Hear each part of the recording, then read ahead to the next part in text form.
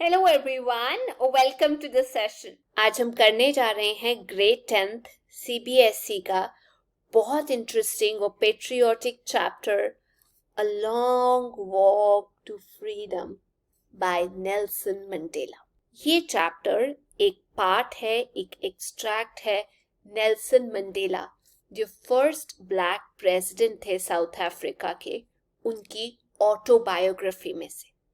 तो चलिए let's get started. South Africa Britishers के कंट्रोल में रहा फॉर मोर देन 3 centuries, 300 साल से ज्यादा।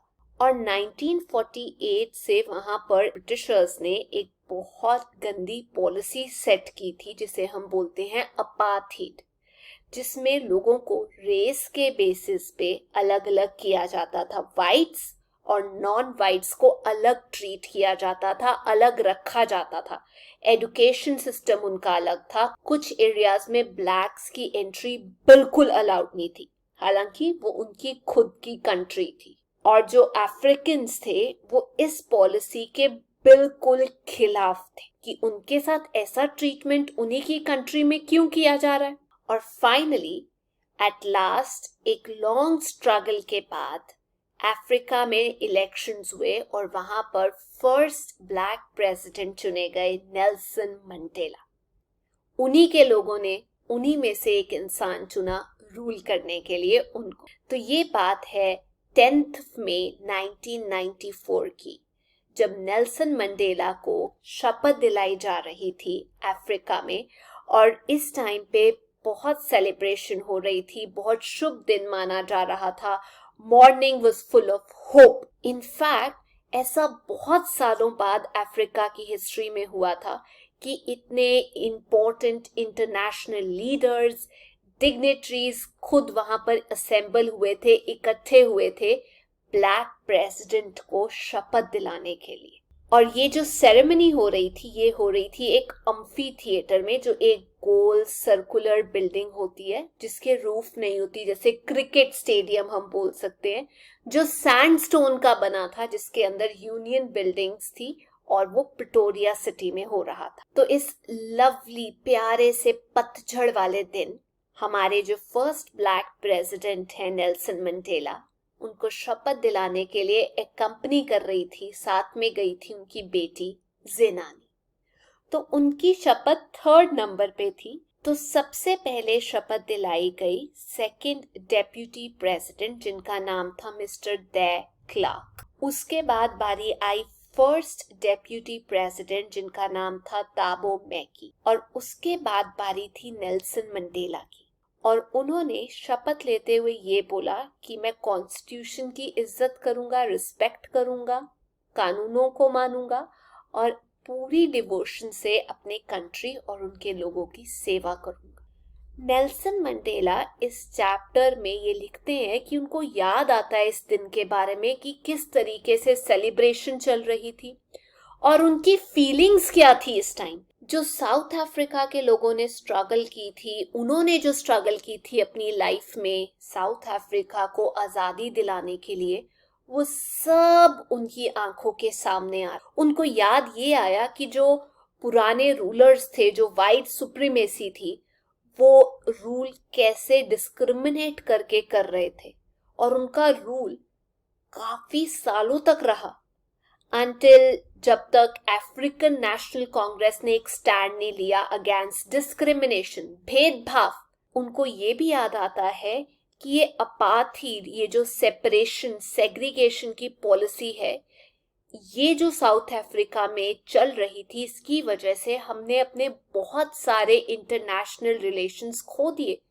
कंट्रीज हमारे साथ रिलेशन नहीं मेंटेन करना चाहती थी इसके चलते। और आज जब हम ये सब चीजें डू अवे करना चाहते हैं, तब सब लोग हमारे साथ हेल्दी डेमोक्रेटिक रिलेशंस रखने के लिए तैयार हैं, खुश हैं वो मेंटेन करने के लिए ये रिलेशनशिप। तो जैसे ही प्रेसिडेंट ने ऑडियंस को अपनी स्पीच देनी खत्म की, तो सबकी आंखें ऊपर उठ गई, क्योंकि आसमान में जेट्स, हेलीकॉप्टर्स पूरा सम्मानित कर रहे थे उनको इस टाइम पे।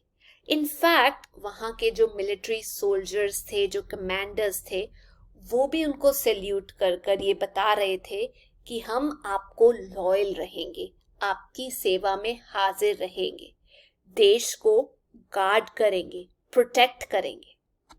बट नेल्सन मंडेला बताते हैं कि मुझे मालूम है कि ये जो कमांडर्स आज मुझे रिस्पेक्ट दे रहे हैं, सैल्यूट कर रहे हैं, कुछ टाइम पहले जब वाइट सुप्रीमेसी थी तब ये मुझे सैल्यूट नहीं करते, ये मुझे हैंडकफ करते, अरेस्ट करते, क्योंकि तब मैं देश की लड़ाई के लिए लड़ रहा था और इनकी आंखों में क्रिमिनल था।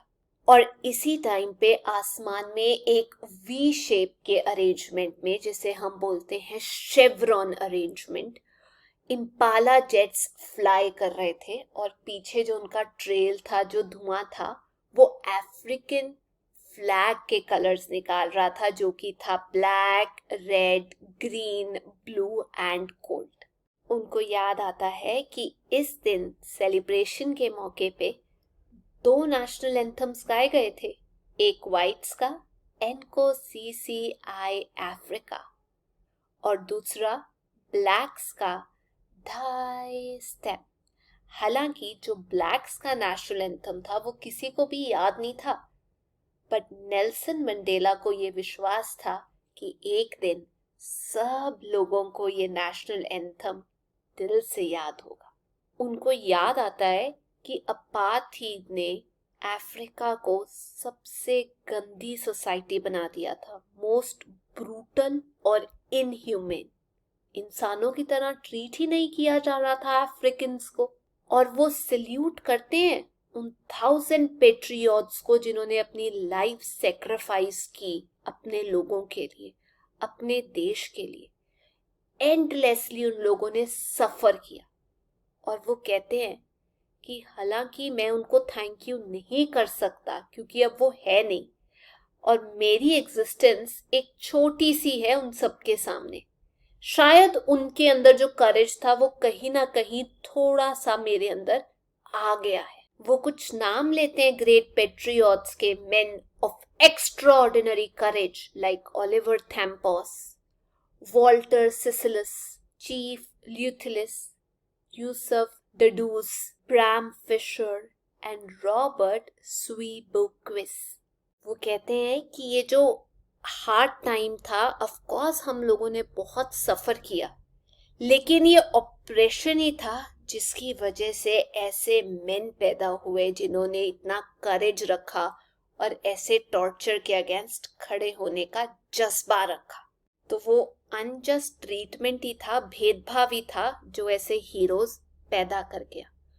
वो कहते हैं अफ्रीका जानी जाती है अपने जेम्स के लिए, अपने मिनरल्स के लिए, लेकिन मैं ये बोलूँगा कि जो रियल जेम्स हैं, जो रियल मिनरल्स हैं, वो धरती के नीचे नहीं, वो ये लोग हैं अफ्रीका के। एक नॉर्मल सोसाइटी में बोला जाता है कि एक सिटीजन की 2 जिम्मेदारियां होती हैं, एक फैमिली की तरफ, एक अपनी सोसाइटी की तरफ, अपनी कंट्री की तरफ।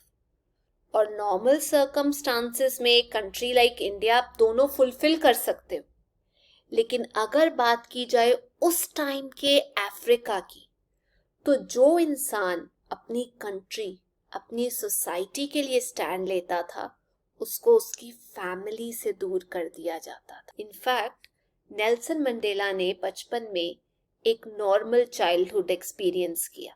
उनको सिर्फ अपने फादर के रूल्स फॉलो करने थे, अपनी ट्राइब के कस्टम्स मानने थे, एंड दैट्स इट। तो इनिशियली नेल्सन मंडेला ने भी अपने लोगों को अपनी फैमिली से ऊपर इम्पोर्टेंस नहीं दी थी, अनलेस उनको रियलाइज ये हुआ कि जब मैं लोगों को सर्व करने जाता हूँ तो ऑटोमेटिकली मुझे मेरी रिस्पॉन्सिबिलिटी से दूर कर दिया जाता है, जो मेरी फैमिली की तरफ रिस्पॉन्सिबिलिटीज है। क्योंकि बड़े होते हुए उन्होंने एक्सपीरियंस किया था कि किस तरीके से मेरे लोगों को भेदभाव के साथ ट्रीट किया जाता है। फिर उन्होंने धीरे धीरे अफ्रीकन नेशनल कांग्रेस को जब ज्वाइन किया तो उन्होंने डिसाइड किया कि मैं अपनी कंट्री, अपने लोगों को सर्व करूंगा। और यही जज्बा, यही आग उनको बदल देती है। वो एक कॉमन इंसान से एक पेट्रियट बन जाते हैं। वो एक लॉ अबाइडिंग सिटीजन से कानून तोड़ने वाले बन जाते हैं। एक फैमिली मैन से एक इंसान जिसका कोई घर ही नहीं है, एक डरपोक इंसान से एक हिम्मत वाला ब्रेव इंसान, और एक लाइवली इंसान से एक संत, एक मॉन्क बन जाते हैं। और इतना सब एक्सपीरियंस करने के बाद भी उनके दिल में वाइट्स के खिलाफ कोई भी इल विल, भेदभाव नहीं था, कोई नेगेटिव फीलिंग्स नहीं थी। वो ये सोचते थे कि जो आपको दबा रहे हैं, ऑप्रेस कर रहे हैं, तंग कर रहे हैं, वो खुद कौन सा आजाद है। वो खुद नफरत की जंजीरों में बंधे हुए हैं। उनको आजाद कर दो, उनको छोड़ दो। तभी आजादी के बाद भी उनको वेलकम किया गया कंट्री में। कुछ वाइट लोग वहीं सेटल कर गए साउथ अफ्रीका में। वो ये सोचते हैं कि जो लोग आपको दबा रहे हैं वो तो जंजीरों में बंद हैं, कुछ नहीं कर सकते, लेकिन जो इंसान दब रहा है वो उभर के एक हीरो की तरीके से निकलेगा। वो कुछ नया करेगा अपने लोगों के लिए। और वो एक स्पेशल चीज बोलते हैं। वो कहते हैं कि अगर हम करेज की बात करें, हिम्मत की बात करें, उसका मतलब ये नहीं होता कि आपके अंदर डर नहीं है। अगर आप हिम्मत की बात करो तो उसका मतलब ये है कि आपने डर के ऊपर विजय पा लिया। जो हिम्मत वाला इंसान होता है, ब्रेव मैन है, वो नहीं होता जिसको डर नहीं लगता। वो होता है जिसने डर के ऊपर ट्रायम्फ पा लिया, विजय पा ली, विक्ट्री कर ली। तो मंडेला को एक मैन ऑफ करेज, एक मैन ऑफ कैरेक्टर, ये सब सफरिंग्स ने बनाया था। तो ये थी बेटा आज की स्टोरी। आई होप आप लोगों ने एंजॉय किया होगा। बट अगर आपको ये अच्छी लगी, please do like, share and subscribe. Thank you. Bye bye.